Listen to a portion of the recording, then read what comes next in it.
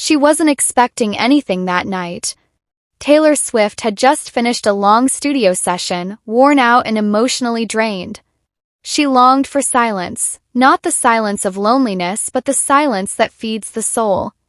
That's why she agreed to go to a small art show in Soho, the kind of event where no one knew your name unless you wanted them to. She arrived without security or cameras, just a soft beige coat wrapped around her shoulders and a scarf hiding her golden hair. James Prince was already there. He stood by his painting, the one he'd poured his heart into for months, a canvas called Heart's Anchor. It wasn't flashy. It didn't scream. It breathed. It held sadness, depth, and a strange kind of hope. He'd never known if it would mean anything to anyone else. Until she walked in and stood in front of it, completely still, her arms folded across her chest like she was hugging herself. He watched her from a corner of the room, unsure if he should go over.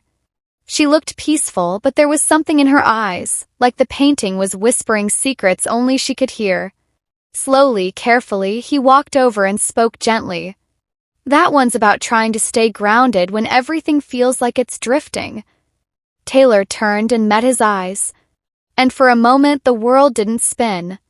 The noise didn't matter. It was like time had folded itself quietly between them. "I feel it," she said, her voice soft. "There's so much pain in it. But there's love too. Like something is worth holding on to." He nodded. "That's exactly what I was trying to say." They talked. Not about fame or headlines, not about the music industry or his art career. Just about feeling too much and how art could say things that words never could. He didn't mention her name. She didn't mention his. That night, they were just two strangers connected by a moment that felt like it had been waiting for them. Before she left, she looked at him and said, "You paint like you've had your heart broken." He smiled faintly. Maybe that's the only way to paint. She held his gaze for a second longer. Then she tucked a piece of paper in his jacket pocket. It had her number and a note. "If you ever want to talk more about staying grounded, I'd like that." Days passed. James didn't call.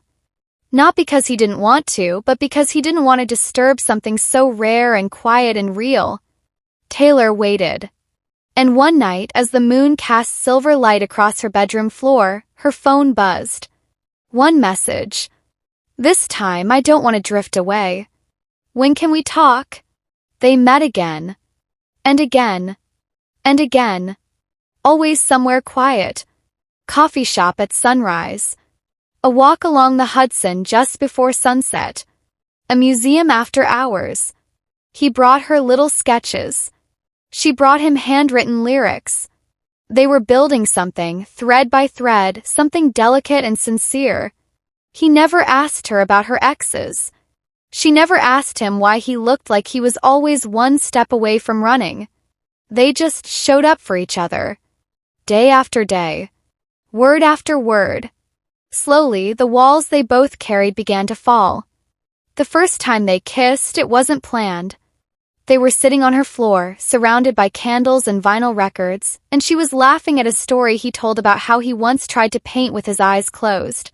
He looked at her, really looked, and she stopped laughing. The air between them shifted. His fingers brushed her cheek, and she leaned in like her heart already knew the way. Their lips met in a kiss that wasn't urgent, wasn't loud. It was full of breath and heat and tenderness. And in that kiss, something inside both of them whispered, finally. They didn't rush. They didn't need to. James would sketch while she played piano. Taylor would hum lyrics inspired by the way he looked at the sky. He painted her not as the celebrity, not as the girl on magazine covers, but as a woman sitting in sunlight, smiling quietly, lost in her thoughts.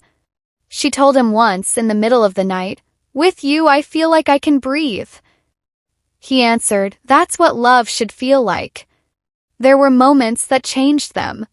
Like the night she got caught crying after a rough day in the studio, and he just held her without asking questions. Or the time he confessed that he'd stopped painting for a year because someone once told him he'd never be enough. She took his hand and whispered, "You're more than enough. You make colors speak." When they finally went public, walking hand in hand at an awards show, the world gasped. Some people didn't understand. Others made assumptions. But they didn't care. Because their love wasn't for the world. It was for stolen kisses in elevators, forehead touches before bed, love notes hidden in each other's shoes. For mornings spent dancing barefoot in the kitchen and evenings where they just lay in silence, her head on his chest, listening to his heartbeat. He became her muse. And she became his sanctuary. She once said to him, "You're the calm after every storm I've ever weathered." He whispered back, "And you're the song I never knew how to sing until now."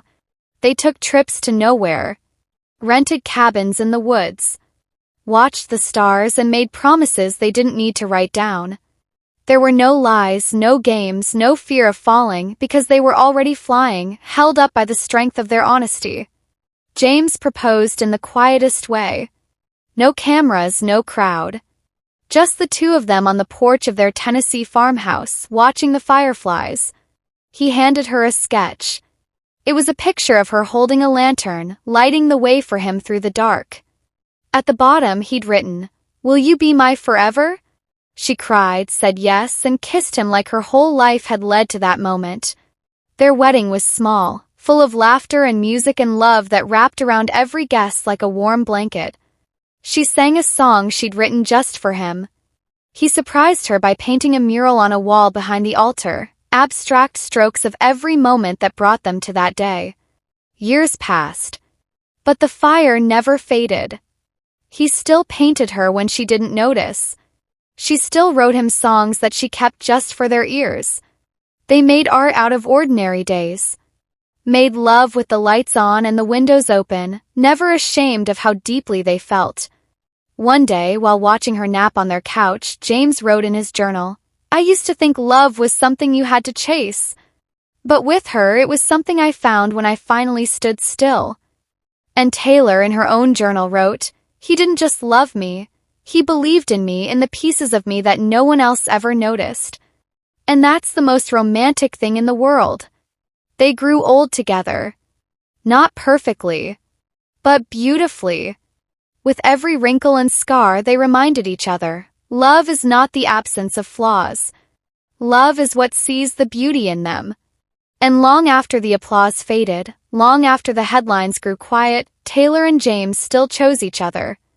Every single day. 'Cause their love was never just a story. It was a masterpiece painted in heartbeats, written in whispers and sealed with forever.